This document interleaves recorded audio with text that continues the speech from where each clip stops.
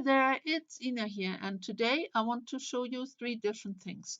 None of these projects were long enough for their own video, so I combined things a little bit. To start with, I want to show you a simple pour I did, and here is the footage for that.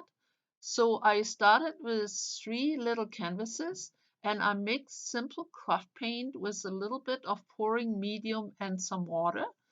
And now I'm combining different colors in these little cups. So this is going to be a mini pour. Now I did forget to give these little cups just a little swirl to mix the paint, but it works out in the end. So here they go. This is the fun part. Yay! And there it flows. Now this paint is rather liquid, and that's the idea, so it can flow freely and cover the whole of the little canvas.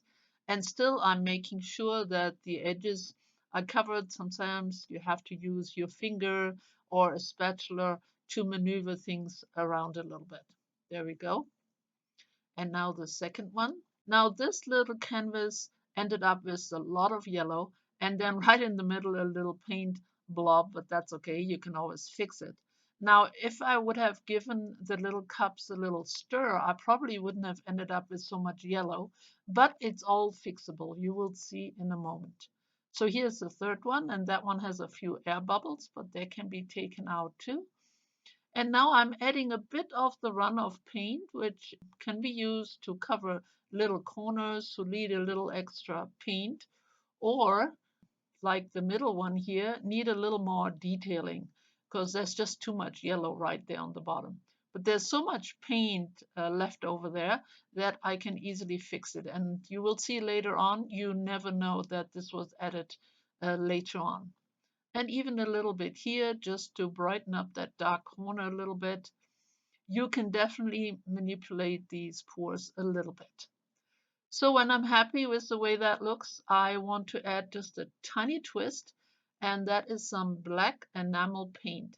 Now this paint is very shiny, so it sticks out very much. Of course, it's black, so that gives it very much of a focal point effect. And I'm pulling the paint apart just using a little toothpick.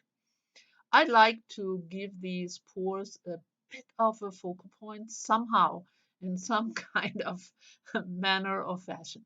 So here I'm pulling out the black again in different directions, and I will do the same for the third one. And as you can see, I always let it run a little bit from side to side so the new edition kind of blends with the background. And here we do this one. This time I use my palette knife. Before it was my toothpick, but really it doesn't matter. Anything will work. Again, moving it around a little bit.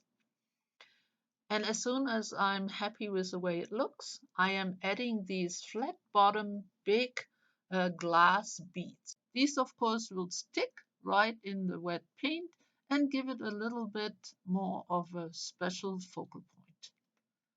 So now, of course, these have to dry, and eventually at the end of the video, I will show you the results. Now I want to show you something else real special I received in the mail from my friend Andrea from Germany. It's a very beautiful, colorful ATC. Andrea made a whole month's worth of ATCs and then mailed them out to some of her viewers, and I was lucky enough to be able to choose this one, which I call my hippie city. Now, I found this cute little frame here, and as you can see, it fits just perfectly. How cool is that? So pretty. Now, I might at some point use this in a project, but until then, it will live in this little frame on my little shelf. Thank you so much, Andrea, again. It's such a lovely gift. Now, while I was talking to Andrea, we decided to do another collaboration together. And for that one, we wanted to make some skins, acrylic skins, which we then will send to each other in the mail to use for something. So here I'm using a canvas and a piece of an old craft mat, as I need a slick surface, something acrylic paint does not stick to forever. And as you can see, I use the paint straight out of the bottles, no medium. And I'm starting with some lines. Of course, there are a million different designs you could do. My paints here are metallic or pearl paints, So they do have a little shine, which I think is kind of nice. Now, the reason I added no medium is because I don't want the paint to run all over the place, which would happen if I add water or medium. So this way they stay kind of in place. They move a little bit, of course, and that makes for a nice effect and also bonds the different colors together. This is some silver acrylic paint, and that gives it a little extra shine. And again, just the stick to move things around a little bit. And now I want to make another one. I want to center two different ones. So here for the second one, oh, before I get moving, there was a visitor in my art room. Hi, Grant. My grandson came in with his mommy. So here he goes, and I go back to work. So here I chose more of a circular design. And I made one of these skins by mistake once before. But this is really my first time I'm trying it out purposefully, doing it because I want to make a skin. So let's see how it will work out. So I'm filling in all the little spaces. And again, these skins don't have to be completely rectangular because eventually when you use them for whatever project you might want to use them for, you probably end up cutting it apart anyway. The idea is just to get some paint down, and I don't want to make these too big so I can send them easily in the mail. Again, I am using my stick to pull these paints apart and give them a bit of a swirl. Of course, you could use other tools as well. You could also use a comb. You could use some other elements to move these paints around and give them some kind of design or shape.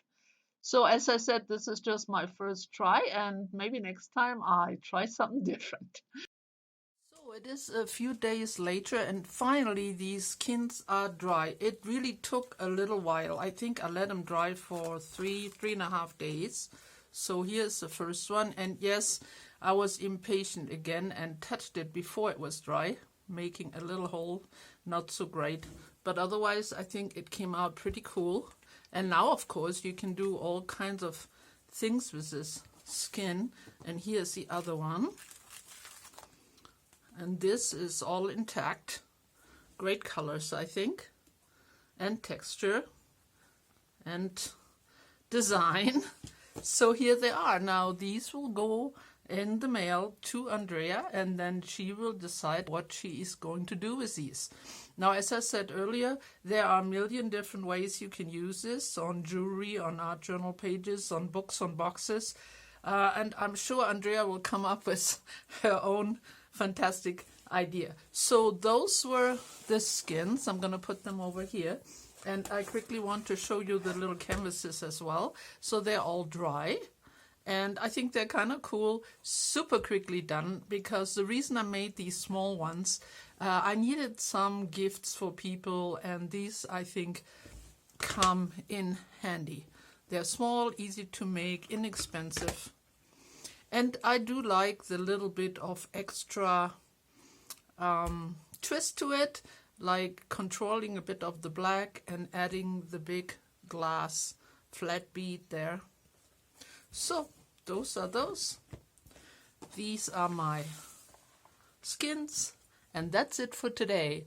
Of course, please be on the lookout for part 2 of my little collaboration with Andrea, where we both will make something out of the skins we receive from each other. So I hope this was enjoyable for you. I hope it gave you some new ideas. Again, thanks so much for coming. Bye bye for now.